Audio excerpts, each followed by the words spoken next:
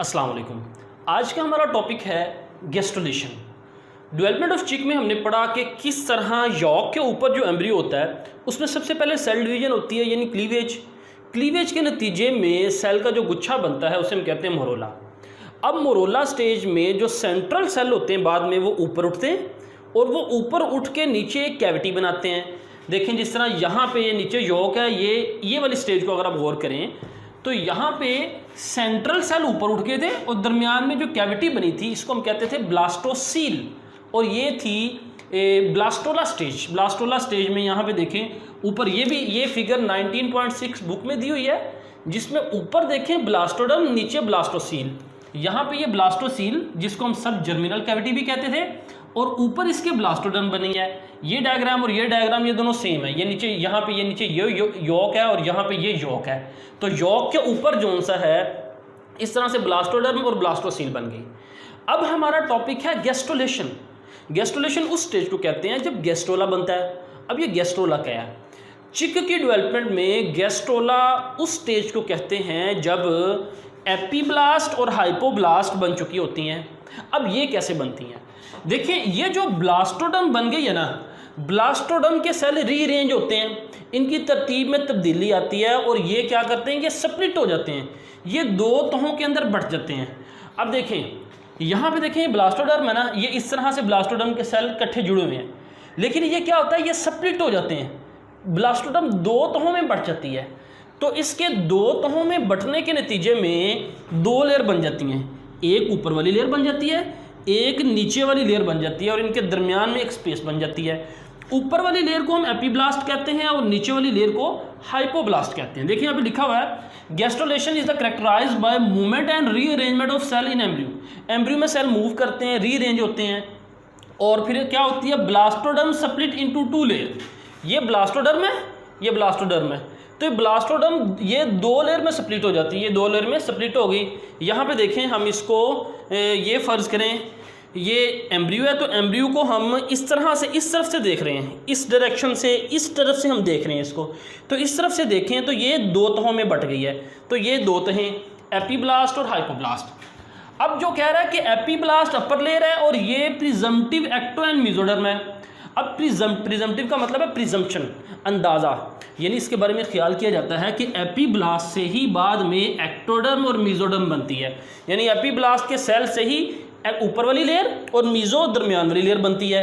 और आगे हमें पता है कि एक्टोडर्म से क्या बनता है, एक तो एक्टोडर्म से स्किन बनती है और उससे नर्वस सिस्टम बनता है, जबकि जो मीजोडर्म है, मीजोडर्म से हमारे फिजियोलॉजिकल सिस्टम, मिसाल के तौर पर स्केलेटल सिस्टम, मस्कुलर सिस्टम बनता है और इसी तरह ब्लड सर्कुलेटरी सिस्टम बनता है, लिम्फेटिक सिस्टम बनता है। और जो नीचे वाली है हाइपोब्लास्ट, ये लोअर लेयर है और ये प्रिजम्पटिव एंडोडर्म है, यानी ये लोअर लेयर ने बाद में क्या बनाना होता है, एंडोडर्म।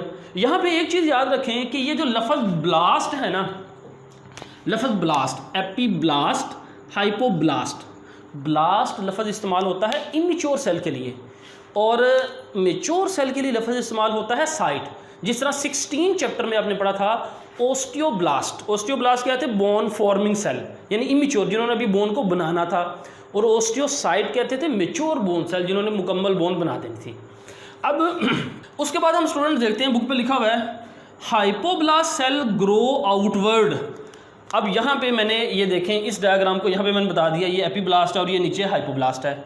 इसको यहाँ पे देखें ये दो तहें बन गई हैं, ये ऊपर वाली एपीब्लास्ट और नीचे वाली हाइपोब्लास्ट। यहाँ पे लिखता है कि हाइपोब्लास्ट सेल ग्रो आउटवर्ड। ये जो हाइपोब्लास्ट के सेल हैं ये आउटवर्ड ग्रो करते हैं, यानी ये भी बाहर की तरफ आउटवर्ड ग्रो करेंगे और ये भी इस तरह आउटवर्ड ग्रो करेंगे। Grow outward over the surface of yolk, yolk की सरफेस के ऊपर, यानी सरफेस के ऊपर ये पहले आउटवर्ड ग्रो करेंगे इस तरह, then downward around it, then downward इस तरह, फिर नीचे की तरफ अराउंड इट, यानी यॉक की सरफेस के अराउंड, फिर डाउनवर्ड इस तरह ये मूव करेंगे। पहले क्या करेंगे, सेल पहले आउटवर्ड मूव किए यॉक के ऊपर, फिर डाउनवर्ड। इस तरह से देखें ये यॉक के सरफेस के ऊपर डाउनवर्ड मूव कर रहे हैं। और ये जो स्ट्रक्चर बनाते हैं, ये जो हाइपोब्लास्ट के सेल ने हिस्सा बनाया इसे हम कहते हैं यॉक सैक, क्योंकि ये दरमियान में क्या है, यॉक, और यॉक को के गिर्द जो सेल की लेयर है हाइपोब्लास्ट उसे हम कहेंगे यॉक सैक। उसके बाद स्टूडेंट्स अब जब एपिब्लास्ट और हाइपोब्लास्ट बन गए ना, हाइपोब्लास्ट यॉर्क के बहुत करीब होती है। अब क्या होता है यहाँ पे कि ये इसके दरमियान में ना, अब यहाँ पे अगर हम देखें तो ये एपिब्लास्ट है और ये नीचे हाइपोब्लास्ट है, और इनके दरमियान में यहाँ पे फ्लूइड फील्ड होना शुरू हो जाता है। ठीक है, अब जब फ्लूइड फील्ड होना शुरू होता है तो ये हिस्सा ऊपर को उठ जाता है, यानी एपिब्लास्ट और हाइपोब्लास्ट के नीचे यहाँ पे फ्लूइड फील्ड होता है, जिसकी वजह से ये हिस्सा मज़ीद रेज हो जाता है, ऊपर को उठ जाता है। ठीक है, और जब ये ऊपर को उठ जाता है, मतलब यहाँ पे आप कह लें कि इस हिस्से में ये सारा फ्लूइड फील्ड हो जाता है, और फ्लूइड फील्ड होने के नतीजे में ये हिस्सा ऊपर को उठ जाता है। अब यहाँ पे हिस्सा बनता है एरिया पेलोसिडा।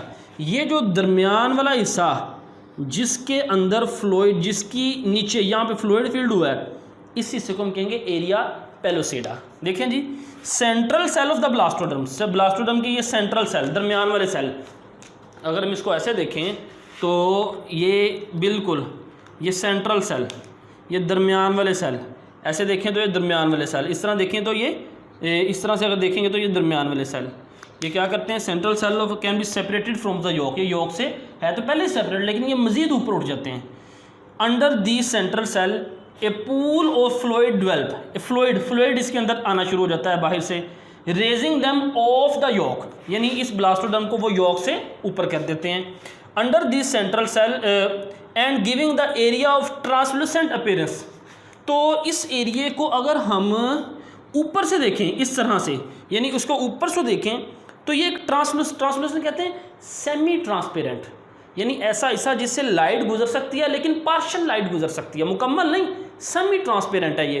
तो ऊपर से देखने में ये ऐसा लगता है जैसे ये सेमी ट्रांसपेरेंट है, तो इस हिस्से को हम कहते हैं area pellucida.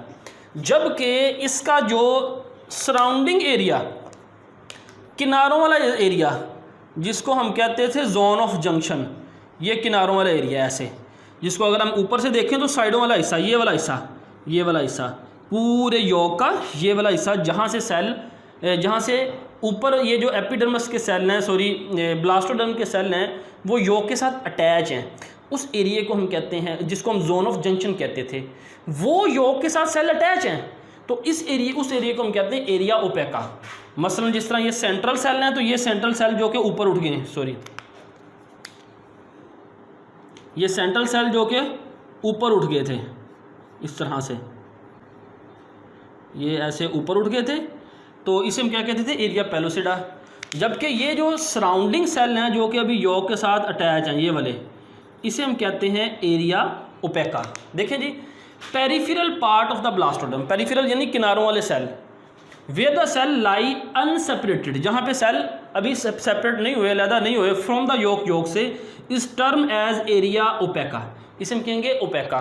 The wide area that transmit light, याद रखें ये वैसे लाइट को ट्रांसमिट नहीं करता, ओपेक का लफ्ज़ ही ओपेक से निकला है। ओपेक का मतलब है वो हिस्सा जो कि मुकम्मल क्लियर नहीं है, जो लाइट को ट्रांसमिट नहीं कर सकता।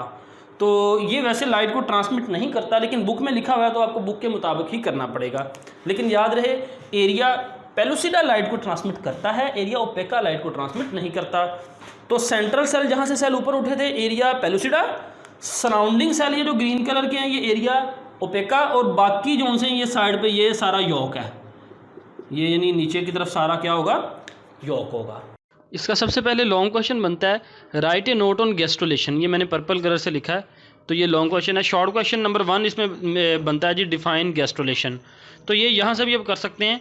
तो ये लफ्ज़ इट मैंने काट दिया है, इसकी डेफिनेशन बनेगी गैस्ट्रोलेशन इज़ कैरेक्टराइज्ड बाय, यहाँ से लेकर ये नंबर 1 तक मैंने नंबरिंग की है। नंबर 2 क्वेश्चन है जी, डिफाइन एपीब्लास्ट एंड हाइपोब्लास्ट, और ये नंबर 2 से नंबर 2 तक इसका आंसर आ जाएगा।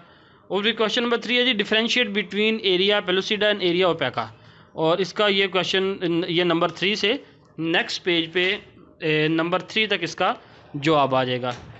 तो और दूसरी बात कि ये जो गैस्ट्रोलेशन है इसकी डेफिनेशन आप ये ग्लॉसरी पेज नंबर 4 से भी कर सकते हैं। इसी तरह एपीब्लास्ट की डेफिनेशन भी ग्लॉसरी पेज नंबर 4 पे दी हुई है, आप वहाँ से भी इसको ज़रूर देख लीजिएगा। तो ये था आज का लेक्चर। अस्सलामु अलैकुम वरहमतुल्लाहि वबरकातुहू।